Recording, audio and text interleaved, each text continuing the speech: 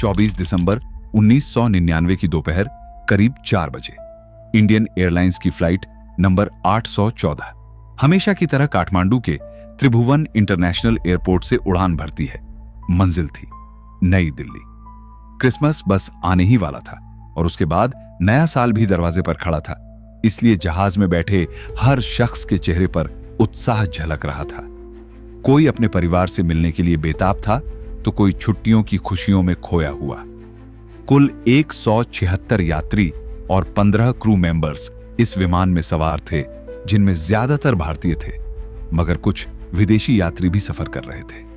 जहाज की कमान थी कैप्टन देवी शरण के हाथों में। उनके साथ को पायलट राजेंद्र कुमार और chief flight attendant Anil Sharma मौजूद थे। जैसे ही प्लेन 10,000 फीट ऊपर आसमान में चढ़ा, सब कुछ सामान्य लग रहा था।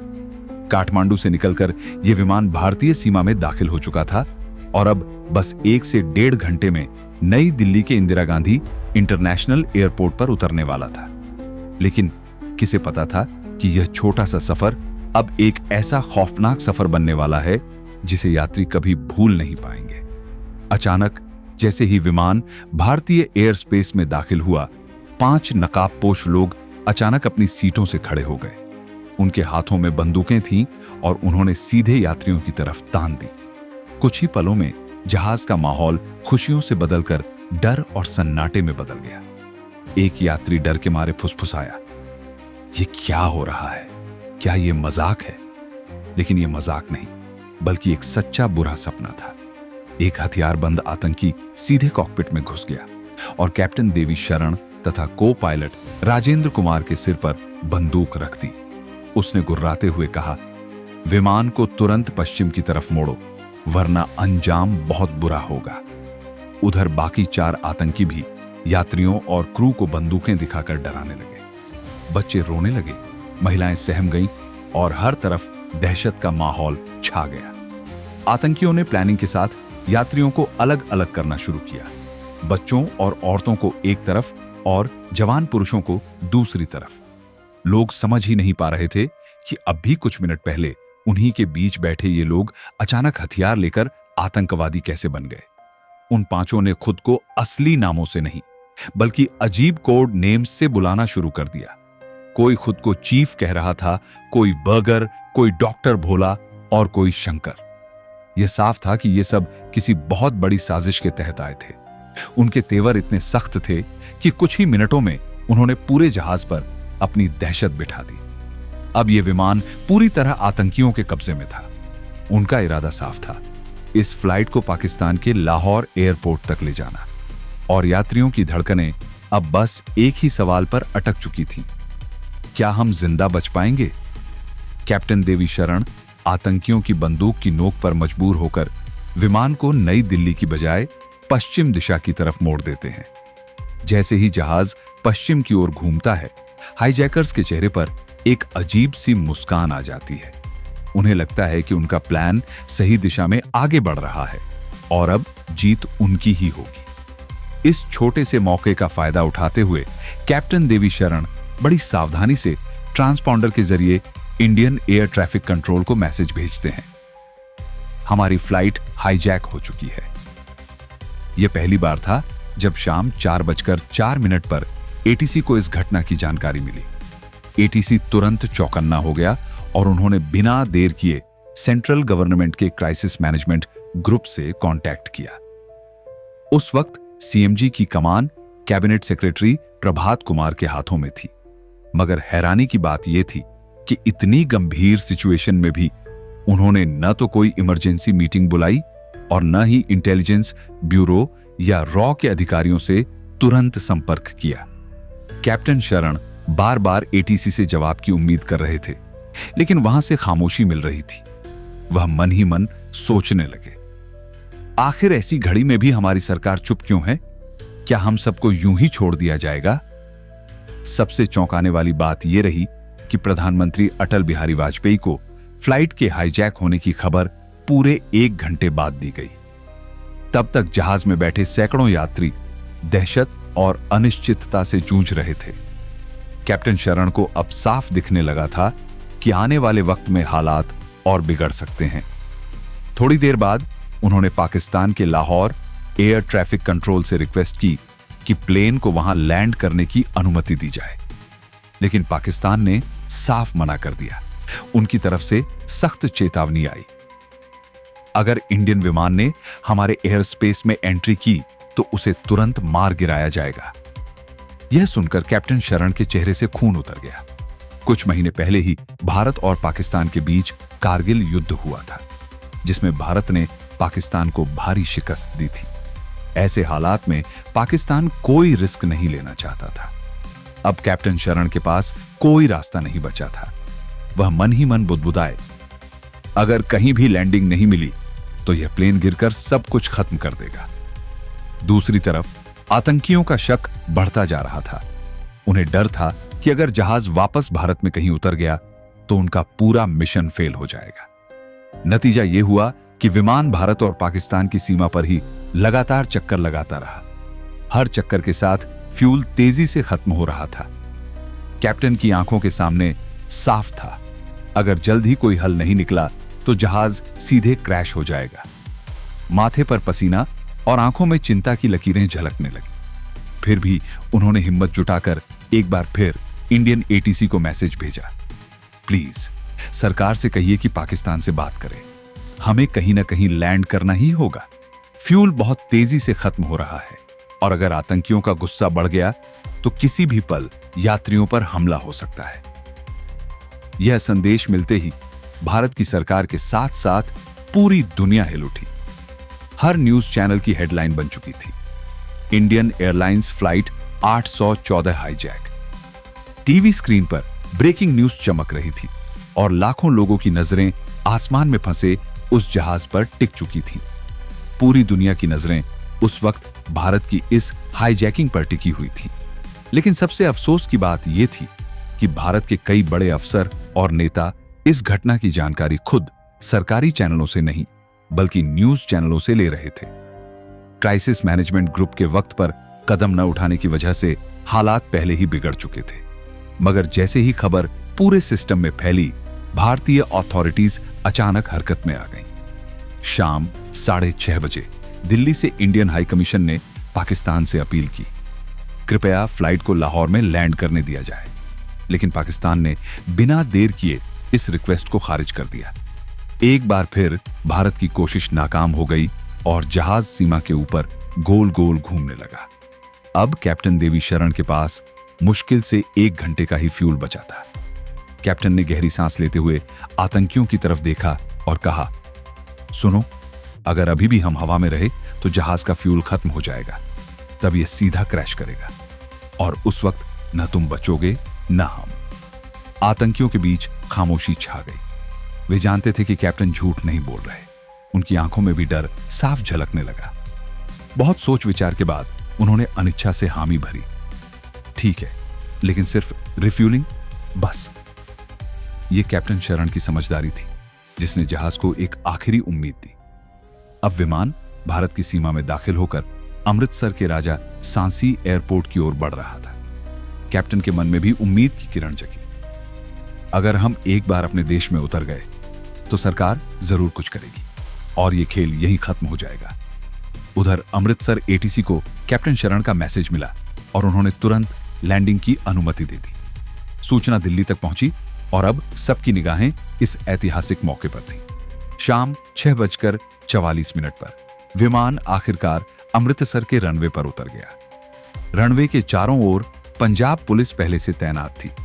वे हथियारों के साथ तैयार खड़े थे और दिल्ली से आगे के आदेश का इंतजार कर रहे थे। दिल्ली में उसी वक्त प्रधानमंत्री Atal Bihari Vajpayee crisis management group के साथ मीटिंग कर रहे थे। चारों तरफ बहस छिड़ी थी, लेकिन किसी ठोस एक्शन पर सहमति नहीं बन पा रही थी।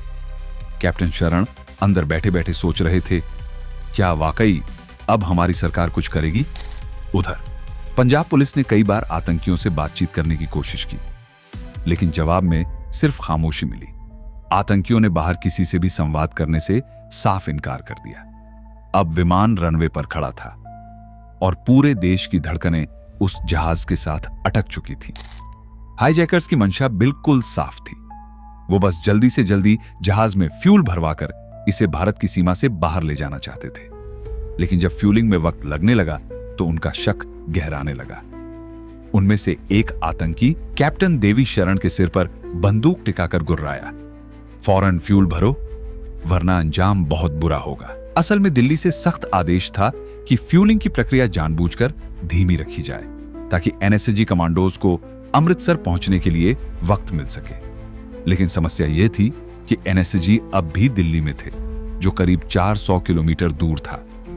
इस दूरी को तय करने में समय लगना ही था। प्लेन में बैठे यात्रियों के लिए हर मिनट किसी सदी से लंबा लग रहा था। हाईजैकर्स का गुस्सा बढ़ता जा रहा था और फिर अचानक उनकी झुंझलाहट का शिकार बने सतनाम सिंह। उन्होंने सतनाम को बुरी तरह पीटना शुरू कर दिया। लहूलुहान सतनाम को देखकर जहाज के अंदर सन्नाटा छा गया। हर कोई डर से सिहर उठा और बिना कुछ कहे वैसा ही करने लगा जैसा आतंकियों का हुक्म था। कैप्टन शरण का दिल बैठ गया। उन्होंने दोबारा एटीसी से कांटेक्ट किया और टूटे हुए शब्दों में कहा, अगर तुरंत फ्यूलिंग नहीं हुई तो ये लोग एक एक करके सबको मार देंगे। दिल्ली में बैठे अधिकारी दबाव में आ गए। एनएसजी अभी भी दूर थे और यात्रियों की जान खतरे में थी। इसलिए फौरन डिसाइड किया गया कि एक फ्यूल ट्रक भेजा जाए। लेकिन इस ट्रक का असली मकसद सिर्फ फ्यूल भरना नहीं था। इसमें पंजाब पुलिस के जवान भी मौजूद थे, जो फ्यूलिंग के बहाने जहाज के टायर्स पंचर करने वाले थे ताकि विमान उड़ान ही न भर पाए। कुछ देर बाद फ्यूल ट्रक रनवे की तरफ बढ़ने लगा, लेकिन ट्रक की स्पीड इतनी ज्यादा थी कि एटीसी को डर हुआ, अगर आतंकियों ने इसे गलत समझ लिया तो मामला बिगड़ जाएगा। उन्होंने तुरंत ड्राइवर को आदेश दिया, स्पीड कम करो, धीरे चलाओ। मगर ड्राइवर ने आदेश ठीक से सुना नहीं और अचानक ट्रक को बीच रनवे पर रोक दिया। ट्रक का इस तरह अचानक तेजी से आना और फिर रुक जाना हाईजैकर्स को ताड़ गया। उन्होंने तुरंत समझ लिया कि भारत सरकार कोई चाल चल रही है। एक आतंकी चिल्लाया, ये लोग हमें बेवकूफ बना रहे हैं। और अगले ही पल उन्होंने कैप्टन शरण के सिर पर बंदूक तानकर कहा, अभी तुरंत जहाज उड़ाओ, नहीं तो यहीं सब खत्म कर देंगे। कैप्टन ने कोशिश की कि किसी तरह विमान को थोड़ी देर और अमृतसर में रोका जा सके, लेकिन आतंकियों का गुस्सा अब काबू से बाहर हो चुका था। उन्होंने क्रूरता दिखाते हुए 25 साल के यात्री रूपण कत्ल पर हमला कर दिया। रूपण, जो कुछ ही दिन पहले अपनी पत्नी से ब्याह कर इस सफर पर निकले थे, खून से लथपथ होकर दर्द से कराह उठे। सबसे डरावनी बात यह थी कि हाईजैकर्स ने शुरुआत में ही महिलाओं और बच्चों को अलग कर दिया था। रूपण की पत्नी को पता भी नहीं था कि उनके पति पर बेरहमी से हमला किया जा चुका है। वो बस इतना जानती थी कि उनके जीवन साथी कुछ सीटों दूर बैठकर शायद सुरक्षित होंगे, जबकि हकीकत यह थी कि रूपण अपनी जान बचाने की जद्दोजहद कर रहे थे।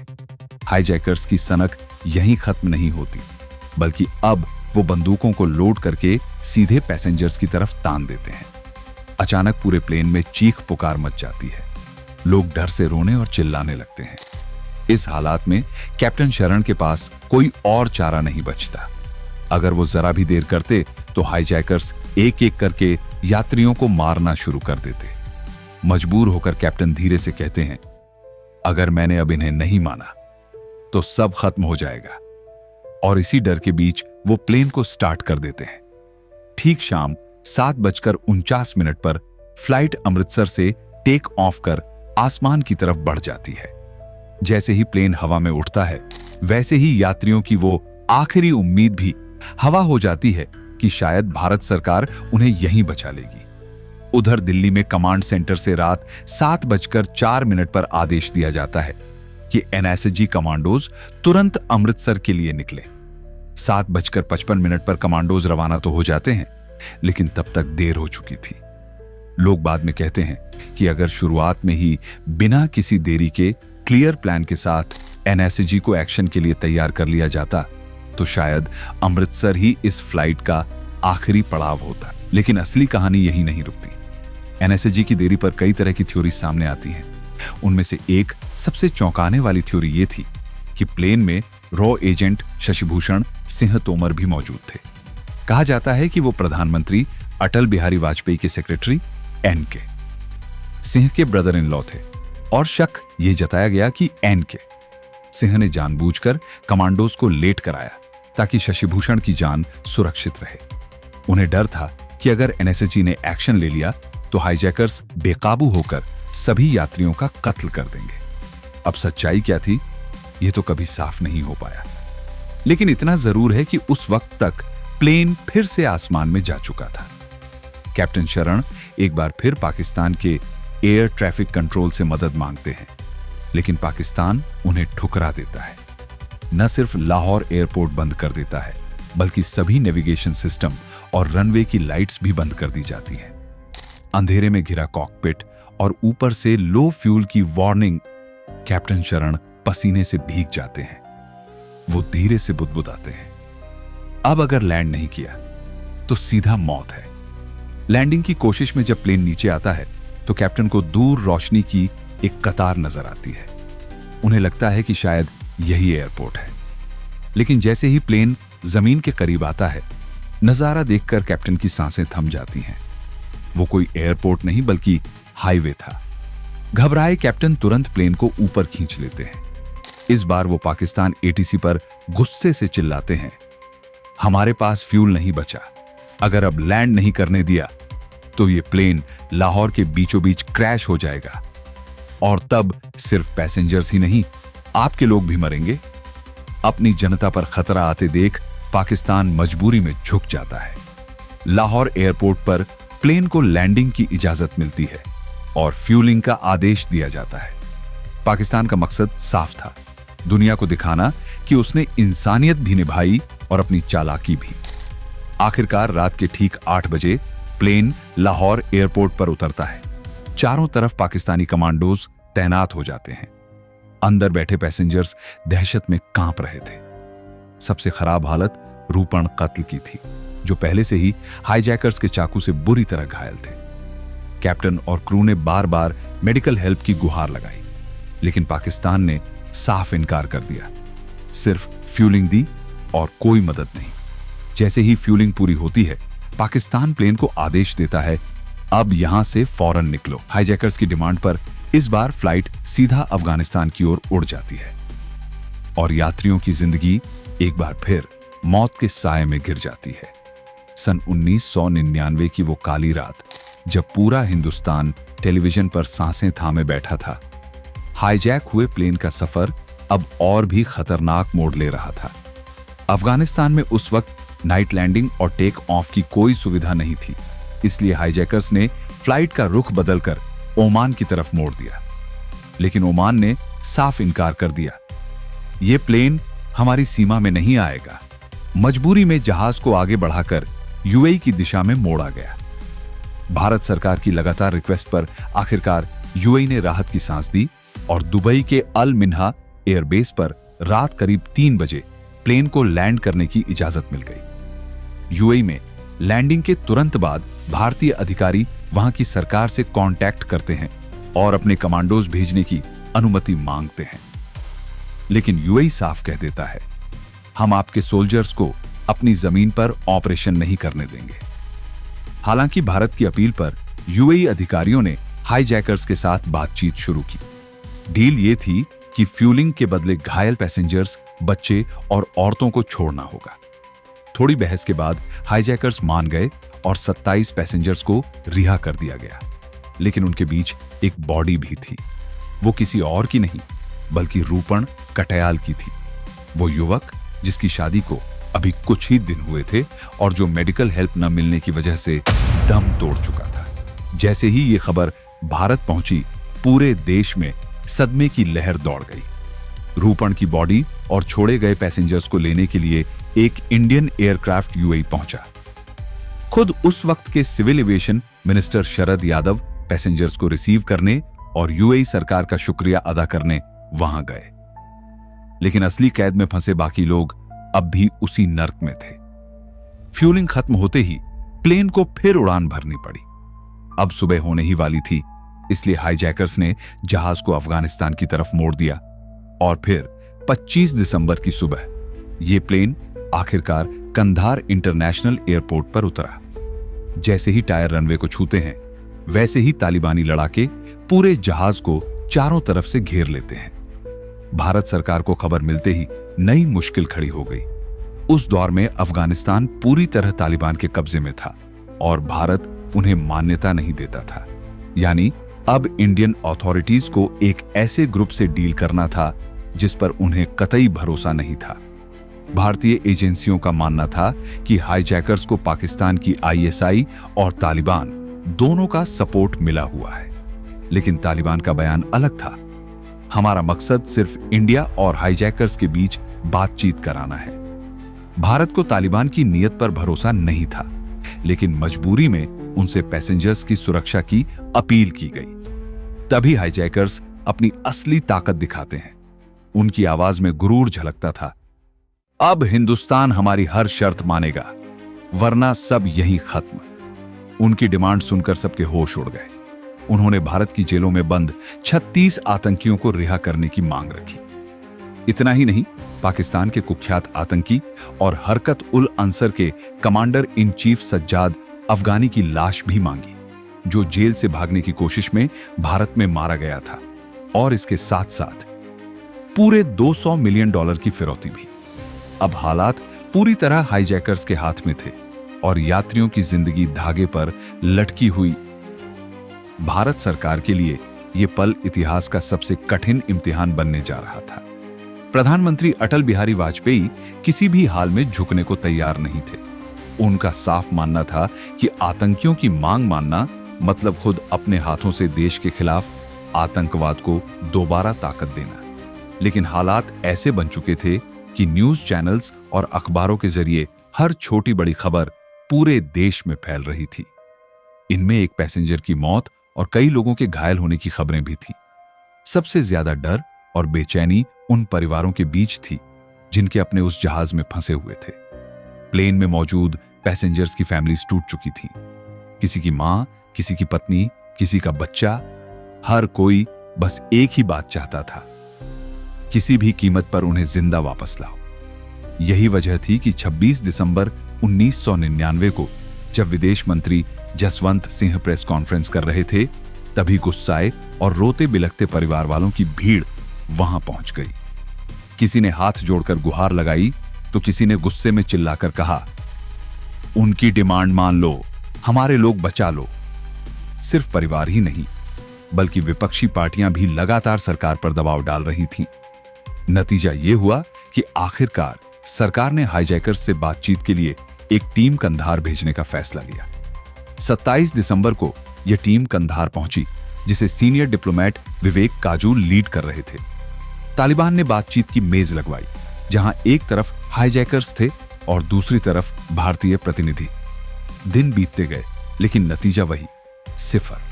हां, तालिबान ने हाईजैकर्स को मनाकर $200 मिलियन और सज्जाद अफगानी की बॉडी वाली मांग हटवा दी थी, लेकिन 36 आतंकियों की रिहाई वाली मांग पर वे अड़े हुए थे। भारतीय पक्ष इसे मानने से इनकार कर रहा था। उधर जहाज के अंदर हालात नरक से भी बदतर हो गए थे। पूरे 7 दिन पैसेंजर्स उसी बंद जहाज में बैठे थे। न खाने को कुछ बचा था, न पीने को पानी। टॉयलेट तक ओवरफ्लो करने लगे थे। बच्चे भूख से रो रहे थे, बुजुर्ग बेहाल थे और हर शख्स मौत के साए में जी रहा था। इस बीच भारत सरकार पर दबाव हर दिन बढ़ता ही जा रहा था। कोई प्रधानमंत्री निवास के बाहर नारेबाजी कर रहा था, तो कोई क्राइसिस मैनेजमेंट ग्रुप की मीटिंग में घुसकर हंगामा मचा रहा था। दबाव इतना था कि अब सरकार के पास जल्द फैसला लेने के अलावा कोई चारा नहीं बचा था। नेगोशिएशन टीम आखिरकार हाईजैकर्स की मांग को काफी हद तक कम करने में सफल हुई। 36 की जगह सिर्फ 3 कैदियों को रिहा करने की बात तय हुई, लेकिन शर्त यह थी कि तीनों आतंकियों का चुनाव हाईजैकर्स करेंगे और उन्होंने चुने मौलाना मसूद अजहर, अहमद उमर सईद शेख और मुश्ताक अहमद जरगर।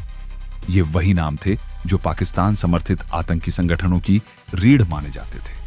पैसेंजर्स की जान बचाने के लिए भारत सरकार मजबूर हो गई। इन तीनों आतंकियों को पहले दिल्ली लाया गया और फिर विदेश मंत्री जसवंत सिंह खुद उन्हें कंधार लेकर पहुंचे।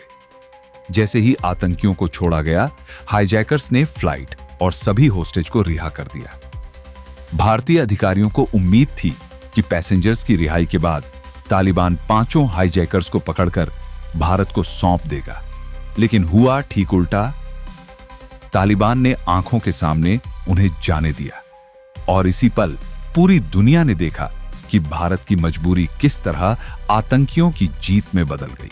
कांधार की उस अंधेरी रात के पीछे असली कहानी अब धीरे धीरे सामने आ रही थी।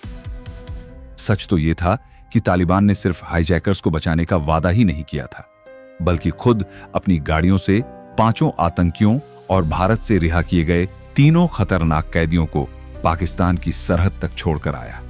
रास्ते में हर जगह उनका पहरा था ताकि भारतीय एजेंसियां चाहकर भी इन्हें रोक ना पाए।